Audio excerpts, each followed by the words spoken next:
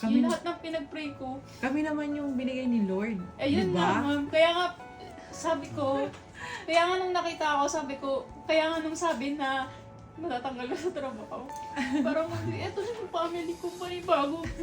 Ay, inaano mo naman sa akin. Hindi totoo kasi. Calvin, nag-worship dito ha. Ikaw, Right. Yung parang ano, to sabi sa akin nung pari nakausap ko, okay lang yan, sabi niya. Ayaw ko tumingin eh. Kung maghihintay ka, sabi niya, yung, kasi ang dami kong sinakripisyo para dun sa pamilya ko. Sabi nga nila, battered wife, okay lang yun. Kasi gusto ko nga ng buo yung pamilya. Hindi okay yun. Pero hindi pala talaga siya tama. Hindi pala siya okay kasi yung mga anak ko na yung naapektuhan at sila na rin mismo yung sumuko. Kaya sabi nila, okay na yan, ma. Tapos yun nga, nakita ko kayo. Kaya sabi ko, yun nga eh,